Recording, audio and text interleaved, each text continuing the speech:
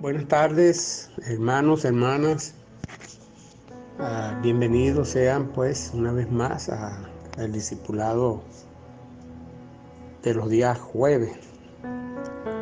En este día jueves 3 del mes de septiembre del 2020 vamos a estar considerando las bienaventuranzas del día 3 de la unidad número 7. Sean bienvenidos todos, sean cordialmente invitados a pasar un momento en el Señor y oramos para comenzar este discipulado. Padre, en el nombre glorioso de Jesús, te damos gracias, Señor, por tu amor, por tu bondad, por tu misericordia, por cada uno de nosotros. Señor, sé propicio a mí, pecador, Señor. Pedimos tu bondad sobre nosotros, Señor. Guíanos en este estudio, dirígenos, Señor, en esta bienaventuranza que estamos considerando en tu nombre, para la gloria de tu nombre, Señor. Espíritu Santo, danos iluminación, danos tu iluminación a partir de las Escrituras. Gracias, Señor. Gracias, mi Rey. En el nombre de Jesús. Amén, amén y amén. Hermano, las bienaventuranzas las hemos venido considerando. Recuerden que estamos considerando estas bienaventuranzas que están contenidas en el Evangelio según San Mateo, capítulo 5, desde el versículo 13 en adelante hasta el versículo 11. Hoy, bueno, vamos a seguir ahondando en cuanto al capítulo 5, versículo 3 específicamente, que dice de la siguiente manera: bienaventurados los pobres en espíritu, porque de ellos es el reino de los cielos. Pobres en espíritu. Bueno, los pobres en espíritu son todos aquellos que tienen necesidad de Dios. Según este versículo acá, el principio aquí radica en el amor que Dios tiene por aquellos que tienen necesidad de Él. Pues el Señor para ello ha preparado un reino inconmovible, el reino de los cielos. Y quienes lo alcanzan delante de los ojos de Dios son bienaventurados. Es decir, dichosos, son 3 veces feliz. Qué bendición, ¿verdad? Y esta dicha va a sobrepasar todo entendimiento humano, como dice ya en Filipenses 4:7. El reino de Dios fue expresamente prometido al rey David. En 2 de Samuel capítulo 7:16 y también en primer libro de Crónicas capítulo 17:14, que a continuación les leo, dice lo siguiente, hablando Dios, ¿verdad? A través del profeta Natán a David, dice lo siguiente: sino que lo confirmaré en mi casa y en mi reino eternamente. Están hablando de Salomón, que iba a construir el templo del Señor, porque David no lo iba a construir. Ya Dios había decidido que era su hijo el que le heredaría en el trono. Por eso le dice, y repito nuevamente, sino que lo confirmaré en mi casa y en mi reino eternamente, y su trono será firme para siempre. Conforme a todas estas palabras y conforme a toda esta visión, así habló Natán a David. Allí se hizo un pacto entre David y Dios le prometió que reinaría para siempre a alguien en el trono de su casa. Y también es importante, ¿verdad?, notar que esta promesa que Dios le hace a David se cumple en el reino eterno de su descendiente, quien es también nuestro Rey Jesucristo. Es por el linaje de David que viene nuestro Señor conforme a la promesa. ¿Y qué es el reino de los cielos? Como lo nombra aquí Mateo en el capítulo 5, versículo 3, y también o reino de Dios, como lo nombra Lucas, Marcos y Juan. Bueno, en el griego, que se dice así, se lee así, Basilea Tou, Teo, es un reino en el cual Dios, es decir, Jesús, es el gobernante y juez, cuya sede es el cielo. Es un reino que permanecerá para siempre, ¿verdad? Es eterno, un reino eterno, que jamás será destruido, que se mantendrá en el tiempo y que está preparado únicamente para un pueblo, para el pueblo de Dios, para los pobres en espíritu, que no será dejado a otro pueblo y que consumirá los otros reinos, como lo dice en Daniel 2:44. Así que es un reino espiritual y el reino de Dios es un gobierno único celestial que regirá en toda la tierra después del Armagedón, cuando todas las personas inicuas e impías hayan sido destruidas.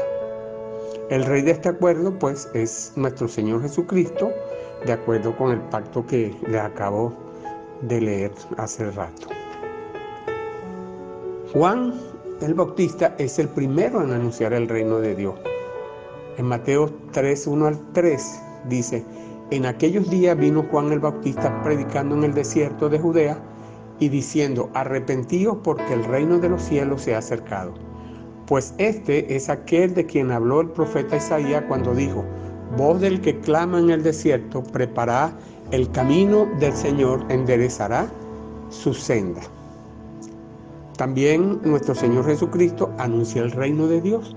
En Mateo 4:17 dice: desde entonces comenzó Jesús a predicar y a decir: arrepentíos, porque el reino de los cielos se ha acercado.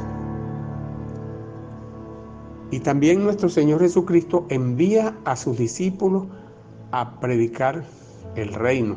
Allá en Lucas capítulo 9, versículo 1, dice la palabra: habiendo reunido a sus 12 discípulos, les dio poder y autoridad sobre todos los demonios y para sanar enfermedades, y los envió a predicar el reino de Dios y a sanar los enfermos.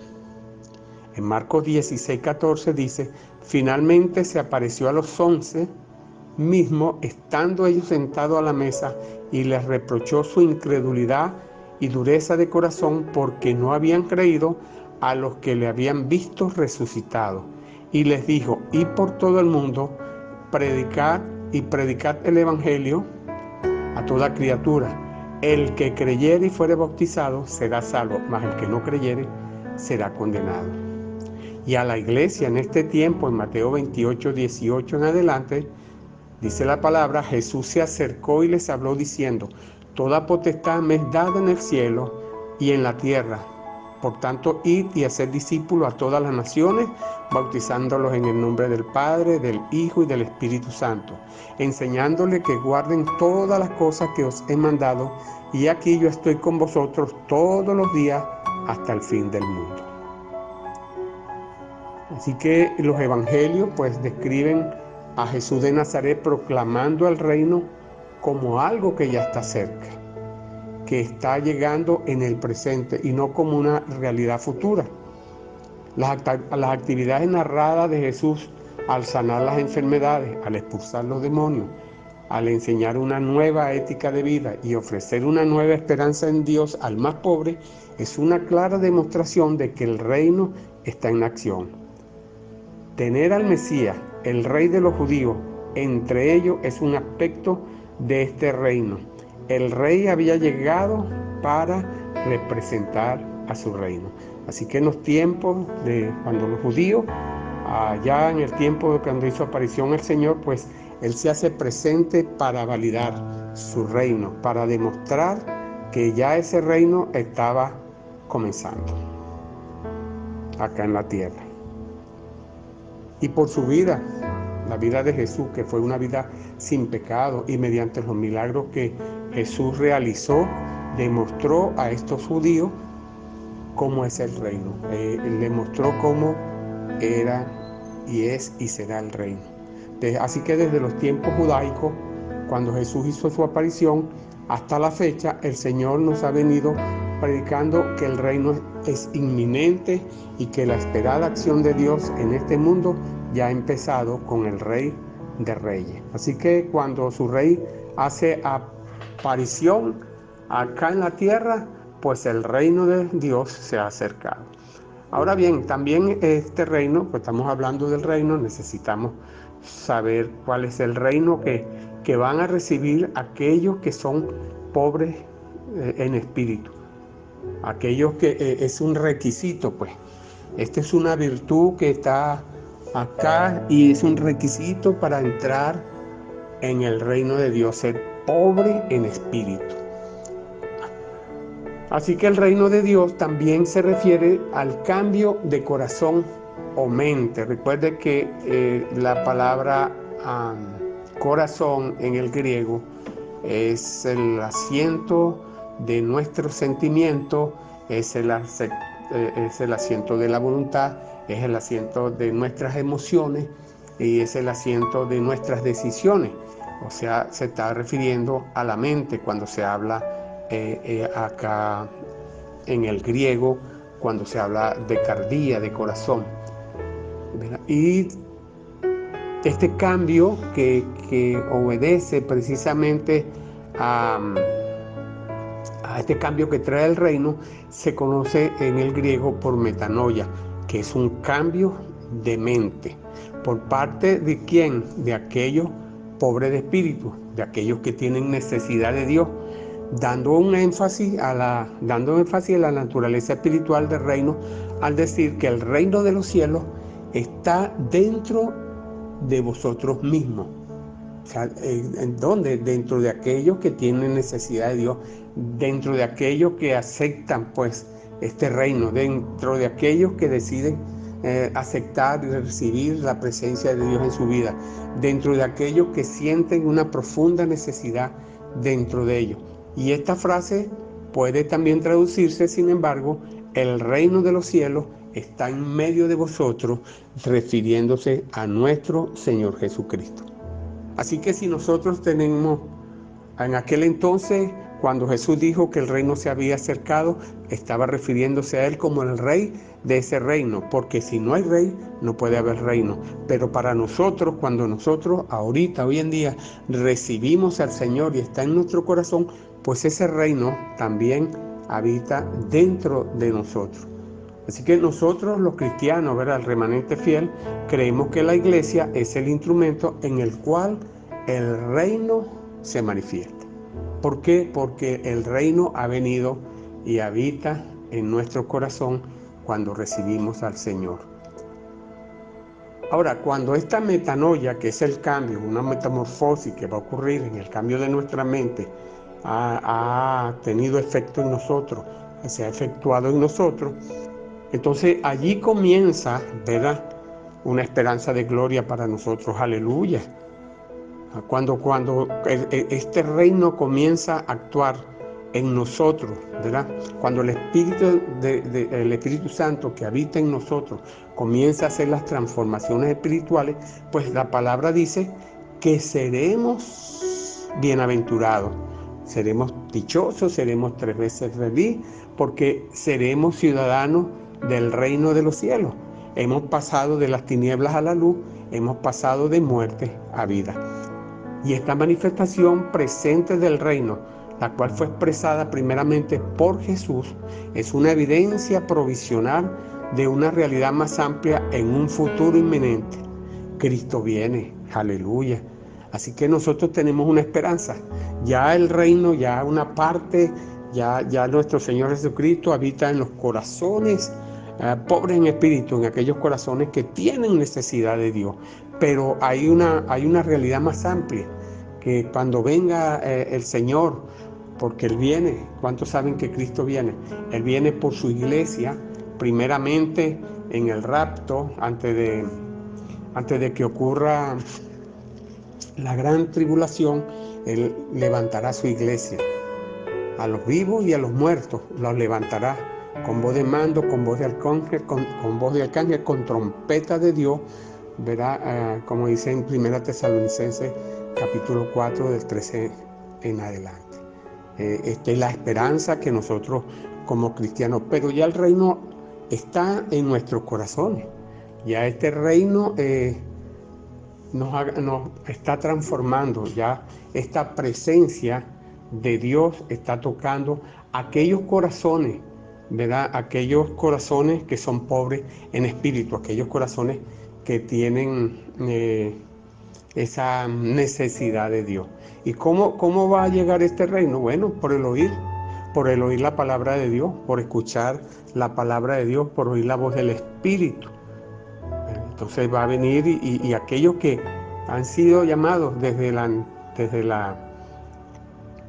preexistencia, ya Dios tiene reservado a aquellos que han de ser llamados, han sido predestinados para gobernar con Cristo, para estar con el Señor. Ahora, fíjese usted algo, ¿no? Quiero ahora dejar algunos tips de lo que va a significar, o básicamente lo que va a producir en los pobres de espíritu esta bienaventuranza, pues. El ser pobre de espíritu, ¿qué va a producir? Va a producir algo especial, va a producir una vida, va a cambiar la vida carnal por una vida espiritual, y esta vida espiritual nos va a llevar a una vida eterna, porque esa es la promesa que Dios ha prometido a quienes les ama. ¿Y cómo comienzan estos cambios? ¿Cómo pudiéramos definir una persona pobre en espíritu? Bueno, esto se va a notar en muchas actitudes. Los pobres de espíritu son como niños, primeramente, ¿verdad? Ante Dios y su palabra. O sea, son moldeables, como dice Mateo 19:14. Un niño es fácil moldear, un niño depende de su papá. Bueno, nosotros somos como niños, dependemos de nuestro padre, dependemos de su voluntad, somos obedientes a su palabra. Los que son pobres de espíritu, alguien que es pobre en espíritu, es alguien que reconoce tener necesidad de Dios. Nosotros podemos creer en Dios, muchos dicen que creen en Dios, pero no todos dicen que reconocen tener esa necesidad de Dios. Y allá en Lucas capítulo 18, versículo 10 al 14, pues ahí había un hombre que se acercó a Dios y la oración de él fue: Dios, sé propicio a mí, pecador. Él reconocía su estado pecaminoso, entendía que Dios era el único que podía ser propicio a él. Y creo que alguien que es pobre en espíritu, pues va a tener esa necesidad, de que Dios pues haga un trato especial con él, que haya un cambio en su vida, ¿verdad? Va a mostrar devoción a Dios, va a querer hacer las cosas que agradan a Dios. Y este es el primer cambio, uno de los primeros cambios que ocurre cuando alguien dispone su corazón para Dios. Cuando se dispone y tiene necesidad de Dios, Dios escucha su necesidad y empieza esta virtud y muchas virtudes más a manifestarse en alguien que es pobre en espíritu. Alguien que es pobre en espíritu es alguien que aborrece lo malo, Proverbios 8:13. No es menos cierto, ¿verdad?, que en otro tiempo éramos hijos de la ira, estábamos condenados a muerte, practicábamos en el mundo cosas del mundo, pero una vez que vino ese reino, ocurrió una metanoia en nosotros y entonces empezamos a aborrecer lo malo y a gustar de las bondades del Señor, a gustar de las cosas espirituales. Alguien que es pobre en espíritu va a tener un temor reverente a Dios. No va a temerle a Dios por temor a que Dios le castigue, sino que va a temer a Dios con un temor reverente porque no quiere ofender su santa presencia. Así que él va a comenzar a guardar los mandamientos y le va a servir de corazón genuino, de corazón completo, como dice en Deuteronomio 13:14, Salmo 111:10, Proverbios 19:23 y Proverbios 14:27. También alguien que es de pobre en espíritu es alguien que es dócil.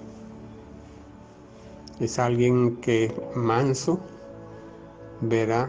Y también es alguien que es humilde. Dócil, como dice en Salmo 86:11, humilde, como dice en el mismo Salmo 86:11, Efesios 5:21. Generalmente el hombre de Dios, el hombre que tiene necesidad de Dios, el hombre que anhela a Dios, no busca ganar influencia con otra persona.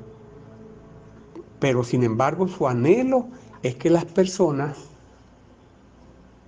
puedan estar bajo la influencia de Dios, como lo dice ahí en 1 Corintios capítulo 2 versículos 1 al 5 y 1 Corintios capítulo 9 versículos 19 al 23. Para alguien que es pobre en el espíritu, el tiempo es precioso para él. No tiene nada que perder. Sin embargo, él está en calma y nunca es llevado a hacer nada a prisa. Efesios capítulo 5, versículos 16 y 17, que les recomiendo que lean estos versículos para que tengan una claridad más de lo que les estoy hablando.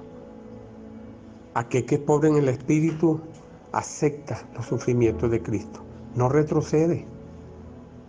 Así que por lo que después de que él mismo haya sido probado, puede ayudar a otro, como dice Romanos 8:18 y 2 Corintios capítulo 1, 3 al 5.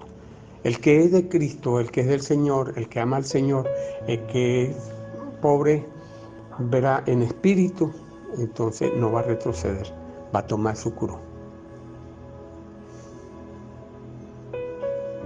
Y es tremendo porque, como dice la palabra, es bienaventurado. Bueno, va a ser feliz donde quiera que Dios lo ponga, ya sea entre las multitudes bulliciosas o en un lugar solitario, porque se encuentra con Dios en cada lugar al hacer su voluntad.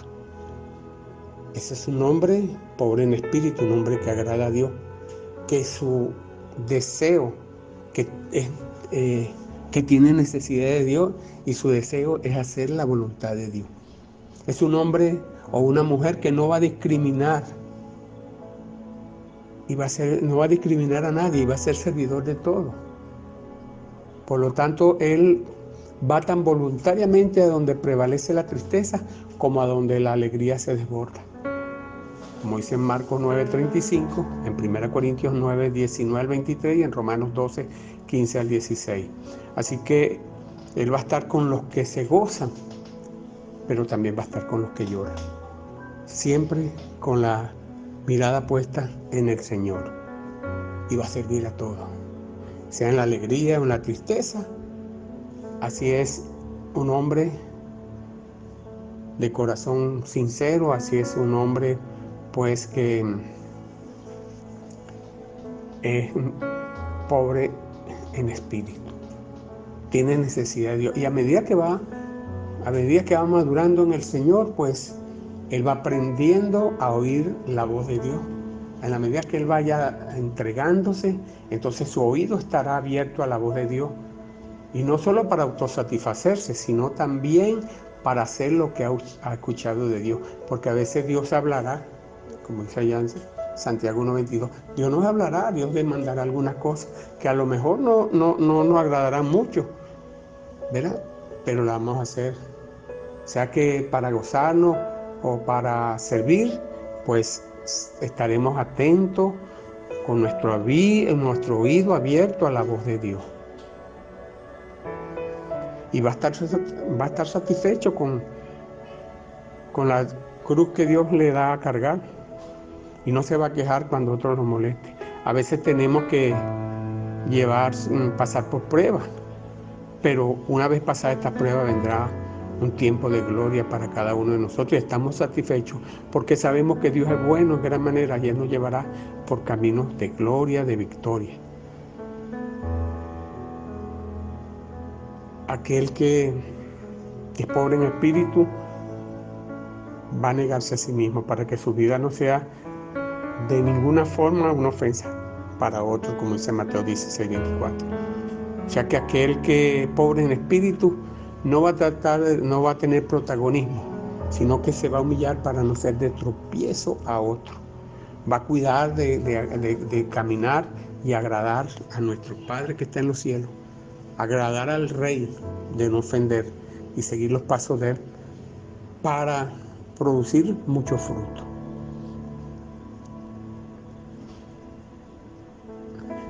Así que la clave para entrar en el reino de los cielos es esta virtud, pobre en espíritu. Pero también es la clave para estar en comunión con el Rey.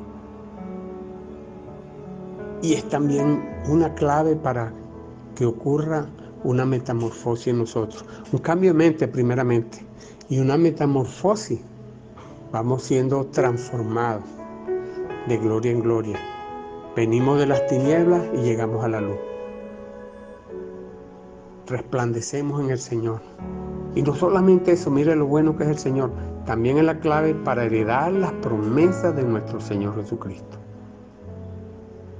Y en este proceso también es la clave para nuestras relaciones con el Señor, para nuestras relaciones también interpersonales, relaciones de pareja, relaciones con nuestros hijos, relaciones con nuestros padres, relaciones con nuestros amigos y aún relaciones para con nuestros enemigos. Porque vamos a estar siendo dirigidos, ¿verdad?, por Dios mismo.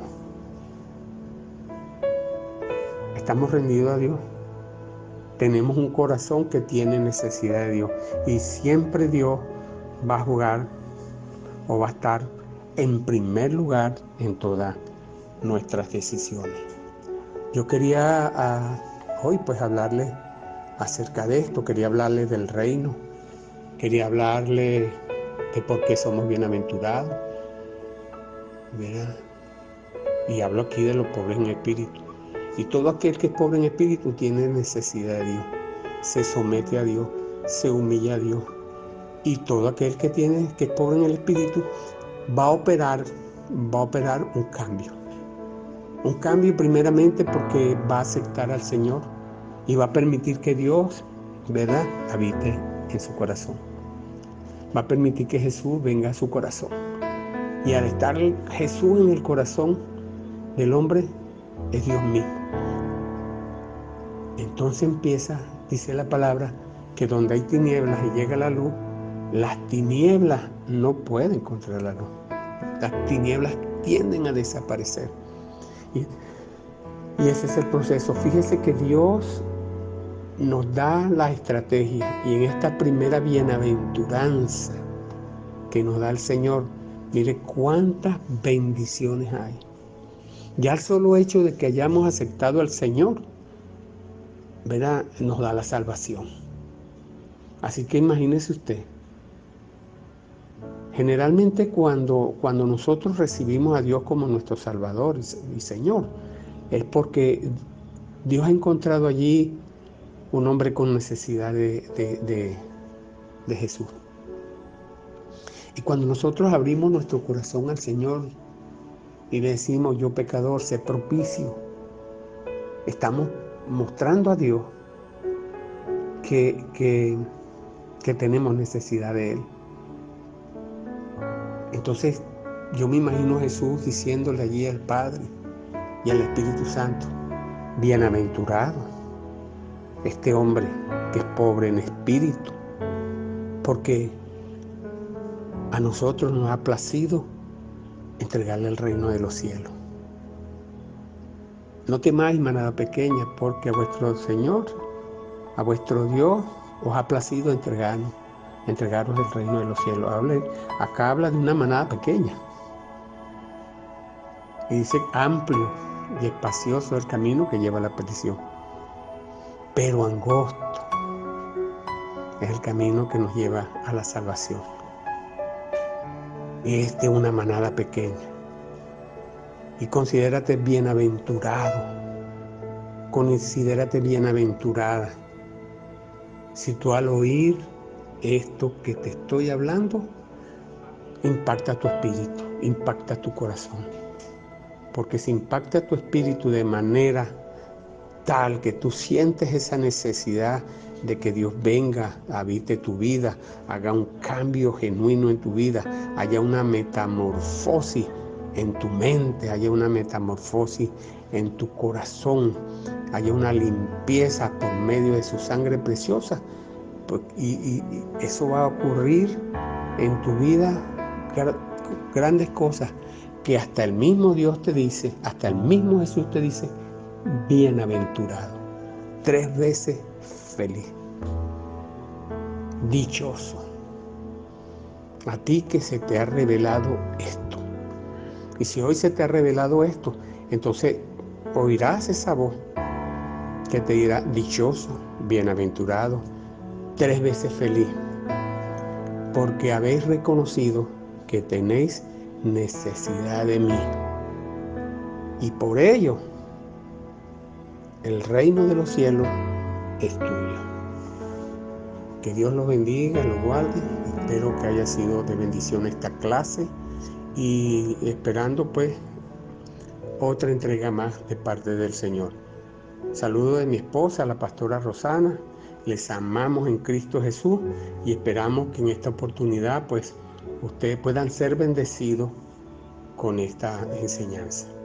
Agradecemos pues que nos hagan saber sus inquietudes, dándole un like allí en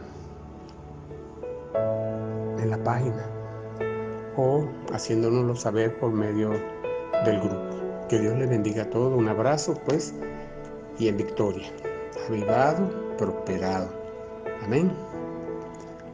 Bendecido, avivado y prosperado. Aleluya.